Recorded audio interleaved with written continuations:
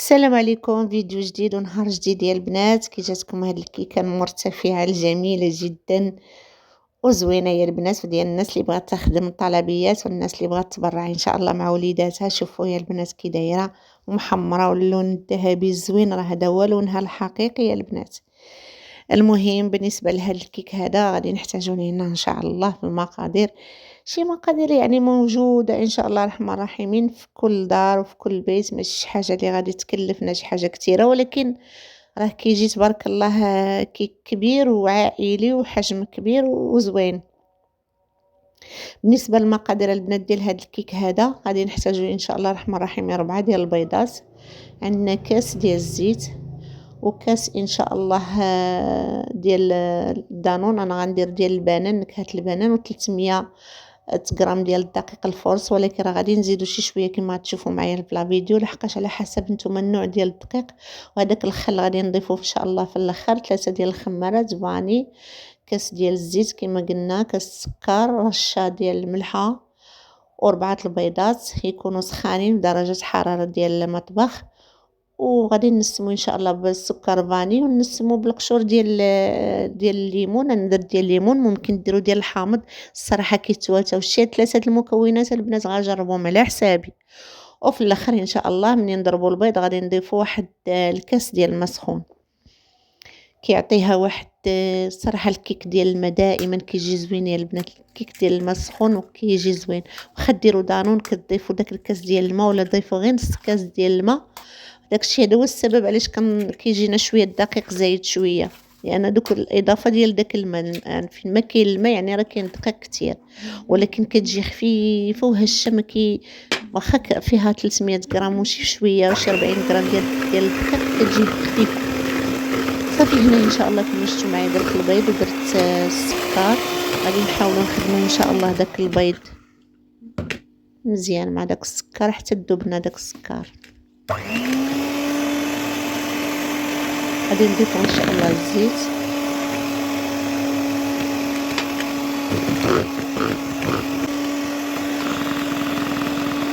وان شاء الله غادي نضيفو داك الكاس ديال الماء طايب.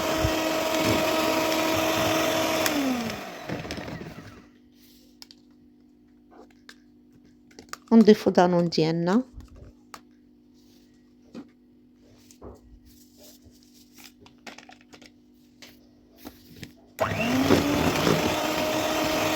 ونخلطو مزيان.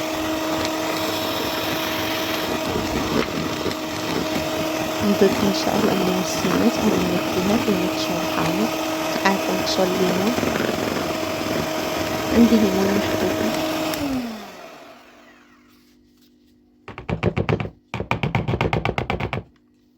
صافي البنات، بعد ما خلطنا مزيان العناصر كلها، دابا ان شاء الله غادي نجيو باش نضيفو النواشف. انا عندي هادوك الكويسات، راه عرفتوا هاد الكويسات هما اللي كنديروا فيهم ان شاء الله الريب، اللي كيكونوا عندهم الغطايه. حتى انا كلشي كاع اللي كاينه في الكوزينه كنخدم بها. صافي غادي نضيفو نغربلو، واخا تكونوا مغربلين وعاودوا غربلوه في ديك اللحظه. راه داك التغربيل ما نستعنوش به، هذيك التغربيله يا البنات راه هي والله الصراحه كتعاون وكتعطي خفه. صراحة الله لكلشي لأي الكيك كتعطي خفة، حتى الخبز العادي اللي كنعجنو حنايا، واخا كنجيبو مثلا الدقيق ولا كنكيلو ونطحنو كنغربلو، ولكن ملي كنعاودو نغربلو في ساعتو عاوتاني كيعطينا واحد سبحان الله واحد التغيير. صافي هنا كما كتشوفوا معايا راه حنا كنضيف الدقيق وكنشوف، راه على حسب الحجم ديال البيض واش كبير حتى هو كيلعب دور. او كاين عاوتاني الدقيق اللي كيكون ما كيتشربش السوائل. هنا غادي نضيف ان شاء الله الكاس الثالث. قلت لكم عندي 300 غرام هي اللي عابره، ولكن غادي نشوف ان شاء الله واش كافيه ولا غادي نزيد شي معلقه ولا جوج.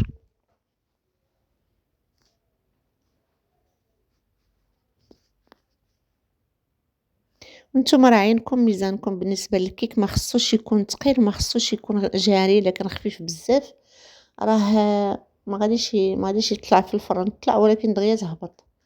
هنا كما شفتوا معايا لقيتها مازال خاصها شي شويه. هانتوما كيبان لكم في الكميه اللي زدت راه ماشي بزاف، شي حاجه قليله.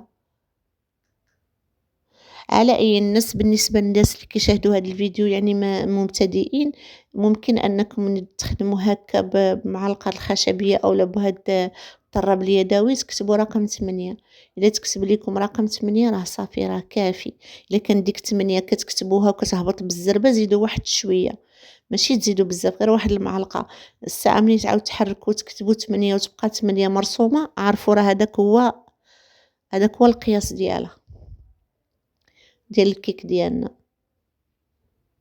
صافي هنايا البنات راه ما كتاخدش معنا شي مجهود كبير يعني في الخدمة ديالها، لأن طربنا في الأول البيض ديالنا. هنا إن شاء الله غادي نضيف إضافة اللي هي مهمة وعجيبة بزاف كتعطينا الهشاشة الكيك ديالنا، وكيبقى الصراحة مدة طويلة هو خد ديك يبقى رطب، يبقى فتي مدة طويلة الصراحة. غير منين يبرد نديروه في السلوفان ونحتفظوا به، راه كيبقى لينا واحد المدة هو هشيش ورطب. بالأخص البنات هاد الكيك اللي كيكون فيه الماء كيجي الصراحة رطب. صافي هنايا بعد ما نتأكدوا أن دخلنا داك المعلقات الخل اللي ضفنا دخلات مزيان. هنا البنات راه بالنسبة للمول هذا راه 22 تقريبا يعني القاعدة ديالو فيها 22 سنتيم، أما الفوق راه كيكون عريض من طبيعة الحال.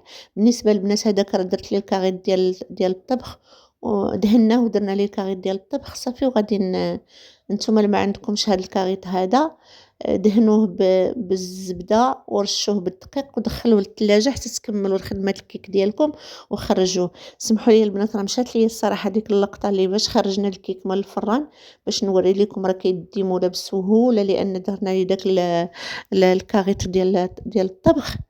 واخا كون ما درناش الا دهنا المول ديالنا مزيان. انا هذا عندي خفيف هذا المول داكشي علاش درت ليه داك الكاغيط وعندي متوفر الصراحه. ايوا صافي هادشي اللي كاين البنات. بالنسبه للتزيين انا خليته هكا كيك عادي يومي سامبل عائلي. بغيتو تزينوه ممكن انك تدهنوه بشويه الكوفيتير، ترشوه بشويه ديال الكوك ولا شويه ديال الرقائق ديال الكاوكاو ولا ديال اللوز، نتوما اختاروا. بغيتو ديروا ليه الشوكولاته البنات ذوبوا الشوكولاته في حمام مريم وتزينوه به. بغيتو تزينوه بالقشور ديال البرتقال معسلين ليكم الاختيار. انا الصراحه فضلت نخليه هكا وبغينا ناكلوه هكا. ونتمنى هادشي اللي شاركت معكم يعجبكم، ونتمنى يا البنات تبارطاجيو ما تنساوناش. الله يجازيكم بخير. عندك التعليقات ديالكم الله يفتح لكم ابواب الخير يا ربي، ونجح وليداتكم يا ربي في هذه الايام الجايه ديال الامتحانات.